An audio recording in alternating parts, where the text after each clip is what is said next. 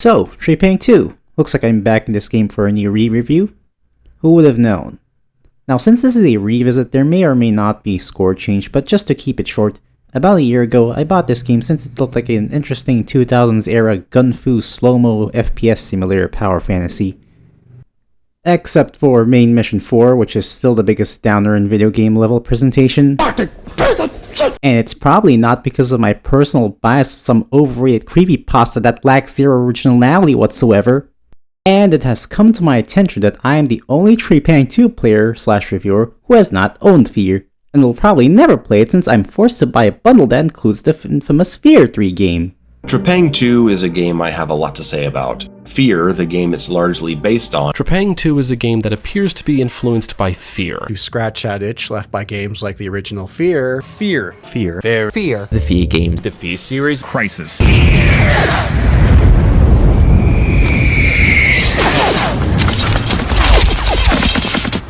Originality matters!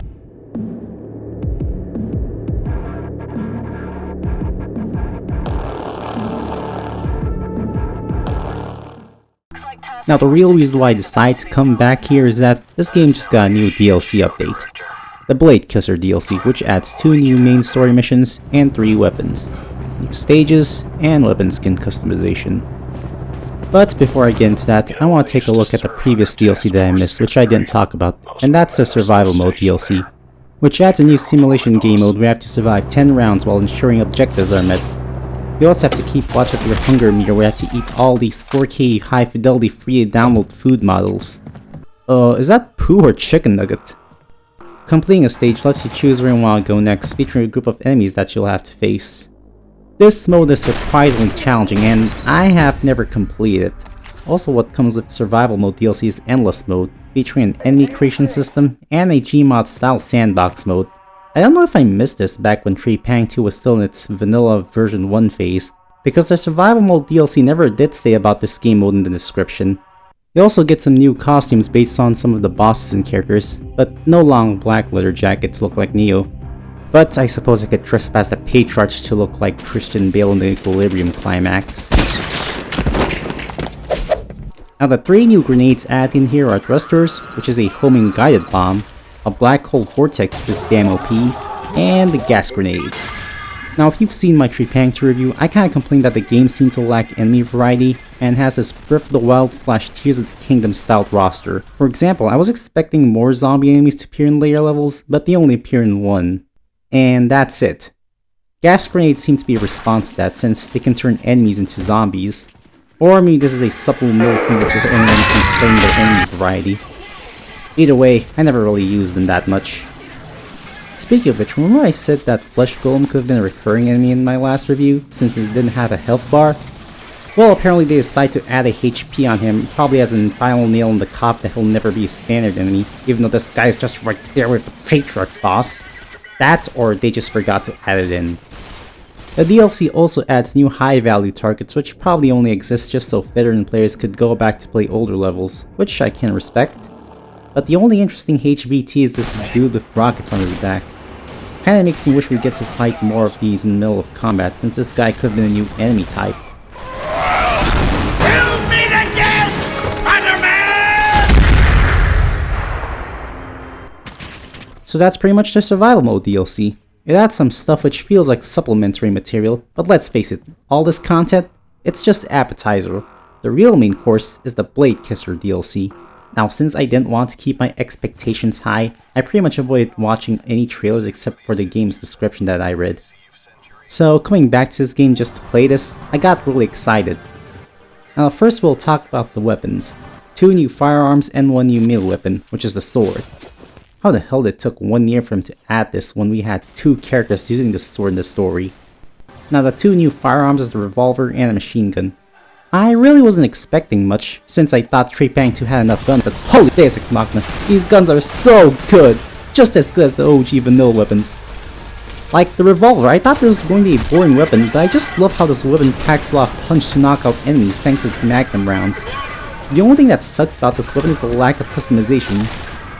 Like, you can only give it reskins, like, come on, really? I was expecting this weapon to have custom ricochet ammo, you know, like Ocelot. As for the machine gun, I have a feeling that this was going to be an AK-47, since why do we need another rapid fire weapon when we only have a rifle? But if you ask me, I find this weapon to be a lot more satisfying to use than the rifle. Not sure why this has non-lethal rounds though. Like, who made this? Batman? We gotta do a pacifist run now? But it's actually the cloaking ability, which can be used to sneak around the enemy, hide from them, or just use it to skip the area. Pacifist run this game, I dare you.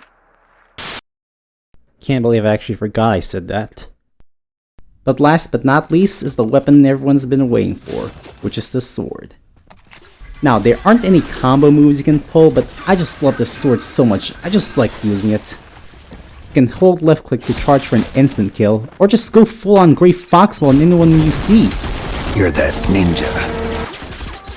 And by turning on slow-mo mode, you can not only just deflect enemy bullets, but also enemy grenade projectiles? Hell yeah!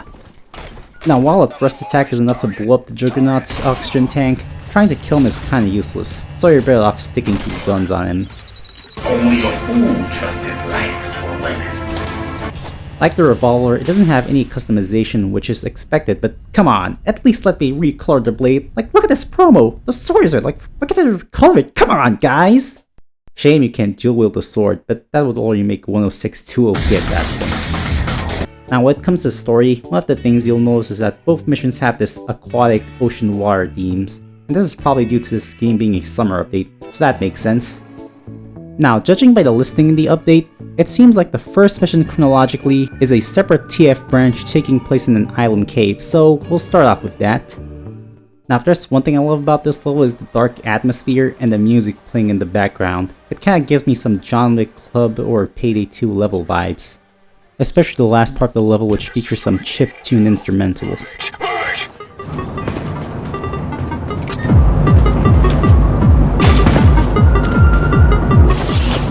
And what makes the experience more enhanced is this creepy gas mask auditor speaking as the Voxel announcer.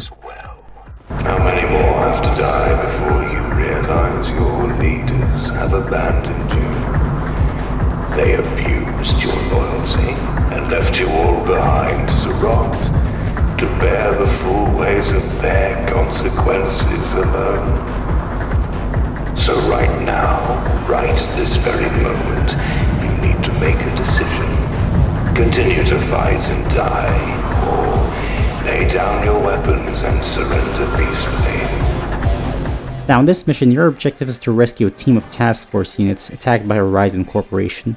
Now the difference between this branch and the one you're working with is that they have green text. That's pretty much the only thing that's unique about them. But as you reach the cargo hold, this is where Horizon destroys all the escape routes, which prevents you from rescuing them.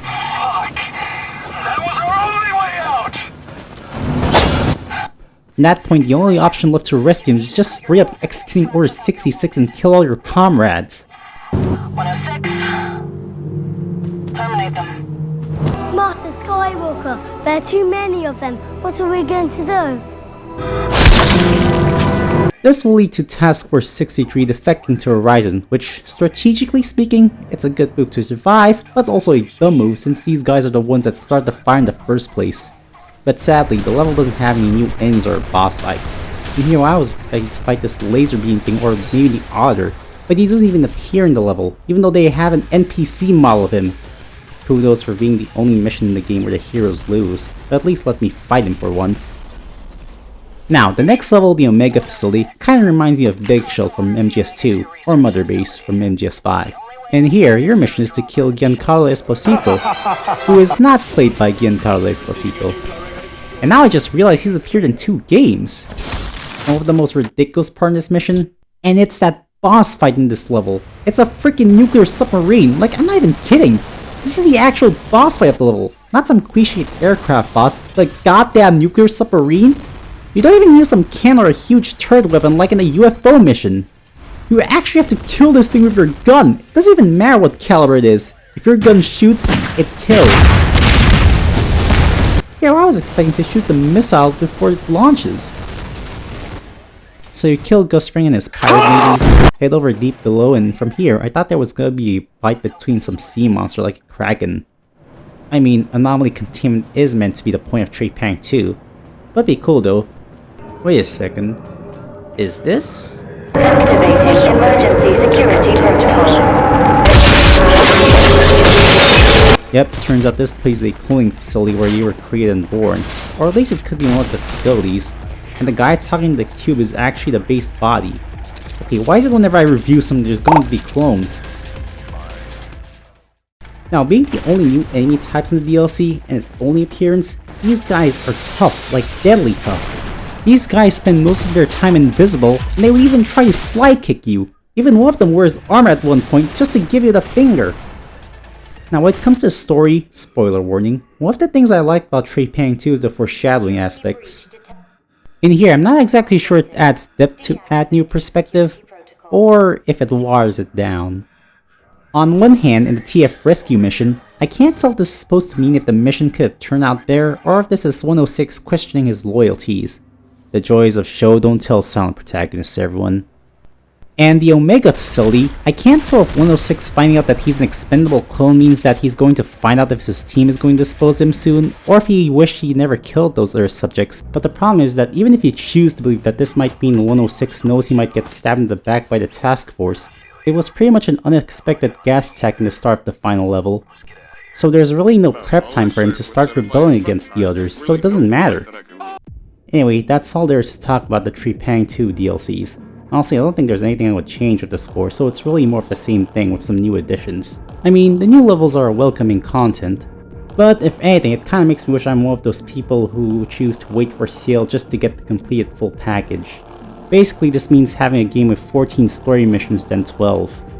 But yeah, the only main criticism here once again is the lack of enemy variety, except in the end of the Omega facility, and no new boss in the rescue mission. And that's pretty much it actually.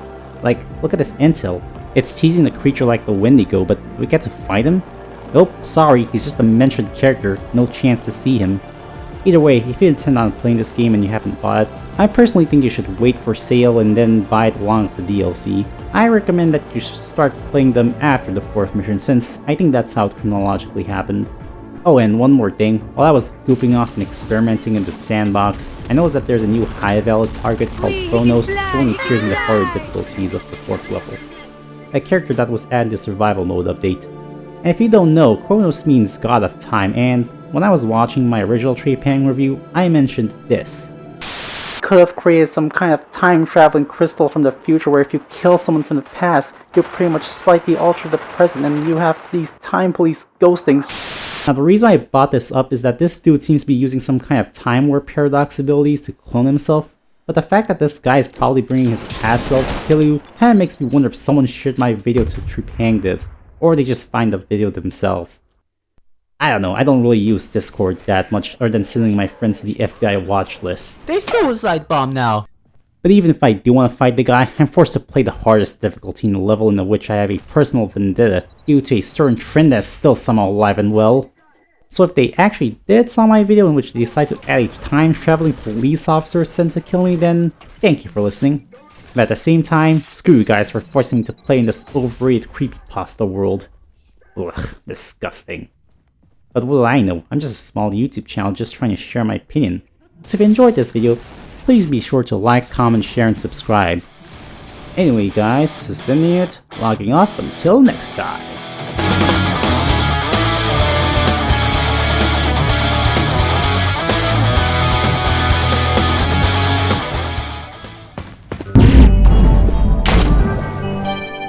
What the fuck?